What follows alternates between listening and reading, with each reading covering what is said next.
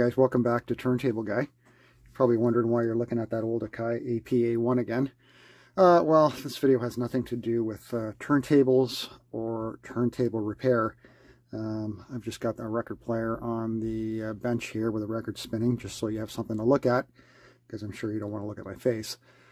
What I want to talk about today is that on February 23rd, my entire Google account was taken over by malware, and I nearly lost both my YouTube channels. My Electone Guy channel, which is my main channel. I don't really post there anymore. I use it just for my own personal browsing and where I store, my liked videos and so forth. Most of my posted videos come here onto Turntable Guy. I don't use this channel for anything other than uploading and for helping out the vinyl community. So what happened is I was restoring an old PC, and this is what I was trying to do is actually create a music server. I have a music server, but I wanted to do a backup, and I was contemplating on changing the hard drive because my main server hard drive was only 160 gig, and this older PC had a 250 gig hard drive in it. So I thought I would clone the drive and then take the smaller drive and put it in the old PC, and take the bigger drive, which was cloned, and put it in my server. There's no problem getting the clone drive into the server. That worked no problem. What I decided to do then was, because Windows 10 was activated on the old drive and on the old computer, I decided to clean it up and just set it up as a backup, like a backup music server, just in case anything ever happened. Oops, sorry, to my current server. So once I was going through it, I guess Windows does not like when you make any kind of hardware changes to your current computer, because the computer name was carried over to the cloned drive, and when I stuck it in the new hardware, or the new old hardware, it immediately said there was an issue, and it turned off my activation.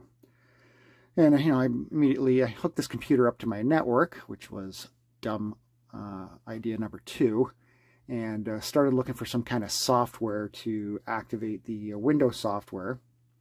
And I downloaded a piece of software, which I probably shouldn't have, and ran it. And when I ran this thing, it immediately brought up some virus issues, shall we say, and the computer started loading software immediately. Now I stopped this, and this hard drive already had Malwarebytes installed on it, so I ran Malwarebytes, and it went through it, and it found about, I think, 9 pieces of malware that had been installed. And this took about, I don't know, I would say 20 minutes for malware to go through and do this and remove all the software, and for me to reboot. Well, I was downstairs doing this, and I didn't have my cell phone with me, and I was nowhere near any of my, I should have my laptop with me at the time, but I didn't. And in the meantime, I guess Google was going nuts trying to get a hold of me, and my account had been compromised. The hackers, I don't want to use the word hacker very much, because I think it's a flagged word on YouTube. Let's call them the compromisers. Went in and immediately got into my Google account. They changed my password. They changed my backup email. They changed the recovery phone number, and got into my YouTube accounts, and immediately changed the title of my account from Electone Guy to ARK Investments. So what I did next is I got onto my laptop, and I was trying to recover the Google account, and I do have a backup Yahoo email that I use, and just by keep hitting the refresh button, the Yahoo email did come up. So I asked it to send, some instructions to that, and I was able to get back into the Google account and change my password. And I don't know if it stopped anything at that point, because I did manage to get into YouTube though, and noticed that my YouTube account was changed. But very oddly, there was a live video playing by this ARK Investments, and it was some kind of cryptocurrency scam live video. So I guess this played for, probably for 20 minutes, a half an hour. I was able to stop that, delete it, change the name of my YouTube account back to Electome Guy. Now, this had nothing to do with Turntable Guy. Luckily, they didn't touch that because Turntable Guy is a sub-channel of Electome Guy. So next, I went back upstairs, picked up my phone, and this is probably the part that shocked me the most. I picked up my my Google Android phone. It's a Samsung S20, and as soon as I turned it on, as soon as I hit the my code to get into the phone, it was doing a factory reset. Now, I don't know if the compromisers gave an instruction through Google to reset my phone back to factory, or if this is something Samsung does when your account has been compromised. They wipe your phone. But anyway, that was a huge disaster because, you lose everything on your phone, right? All your pictures. I have an SD card in my phone. That was deleted as well. And it's just a nightmare. So I had to restore my phone. Luckily, I have my contacts backed up. Got those back in. And I had to slowly go back in and restore my Google account. Create, a new password. I did that a couple times to ensure security. Go back in, run Malwarebytes on all my computers to make sure there's nothing there. Check my server to see if any kind of software had been installed there as well. And, go back to my YouTube account and make sure no videos were deleted or, whatever they decided to do there. The first thing, obviously, I went to Turntable Guy because that's my new channel and it's, becoming successful for me. And that's where a lot of my passion is right now, and make sure my videos were okay, and everything was. And so with that, I went to bed that night knowing everything was fine. Well, waking up on the 24th, I get the email from Google that I had violated the conditions of a YouTube member and violated their community guidelines. And that was it. I no longer had access. Actually, my Electome Guy channel was completely deleted. And although Turntable Guy was still there, I had no way of getting into it to look at any questions that had been asked of me, any comments. And obviously, I couldn't post anything. So that's why I didn't have a video last Friday. That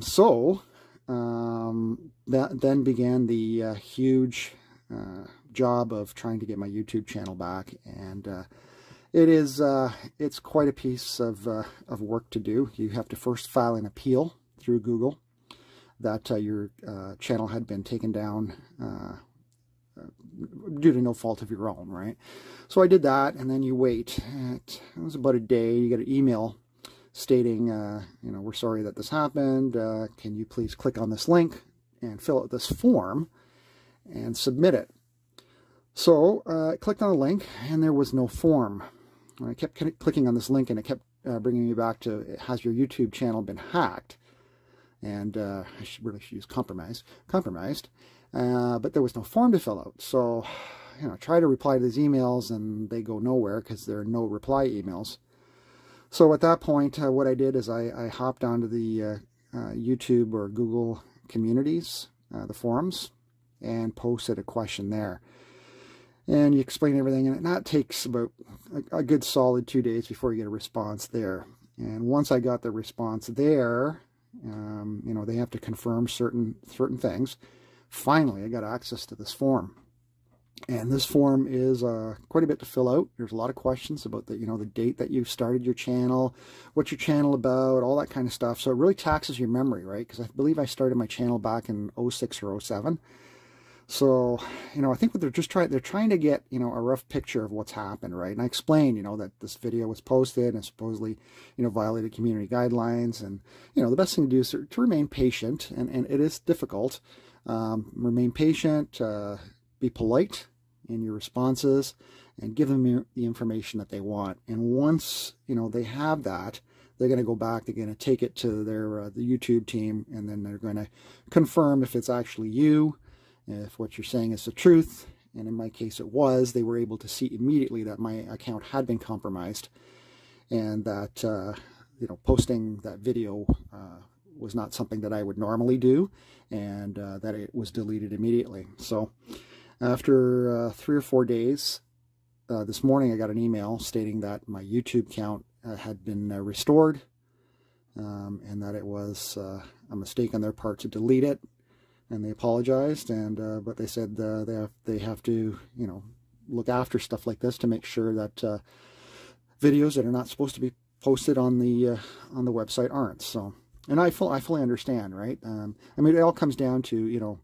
whose fault is it? You know, obviously it's the fault of the compromisers, but it's also, you know, when it comes down to it, it was my fault for you know, downloading a stupid piece of software to try to you know, get a Windows activation, right? And yeah, so I paid a hefty penalty for that, but luckily, you know, here we are. I uploaded a new video today, and if you haven't seen it, it's on a Techniques SL 1950.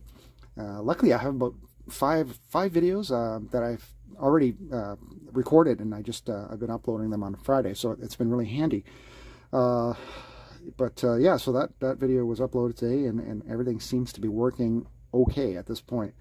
So, you know, I'm not one to preach, but secure your accounts. Don't download stupid software. Make sure that you know, your passwords are secure, and change them once in a while. And good luck to you, right? I mean, if something like that happens, I can only say good things about the YouTube experience. The only thing I wish is that they would give you some kind of incident number, because when you send the initial email, you're just kind of like waiting. You're kind of in the dark as to what's going on. Like, they don't give you an incident or a reference number that you can go back to and say, hey, you know, my reference number is, you know, 2427, right? I need, you know, can you tell me what's going on with this? So that's the only thing that I found frustrating. But other than that, they were excellent, and I'm really happy that they were able to see that this was not my doing, and my channel's back, and I'm looking forward to getting back to uploading and talking about turntables, and maybe the occasional CD player. So anyway, I just wanted to tell you that story, and hopefully this never happens to you. It's not a pleasant experience, and I don't know if it has anything to do with the current situation in Ukraine, or if Russian hacking has been increased. I don't know. I really don't know what to tell you. I know that the software was my doing, and for that, you know, that's a lesson learned. But anyway, guys, once again, I always thank you for tuning in, for watching, for subscribing. It's been a wonderful experience the first year here, and hope to do many more. Thanks a lot. Take care. Bye-bye.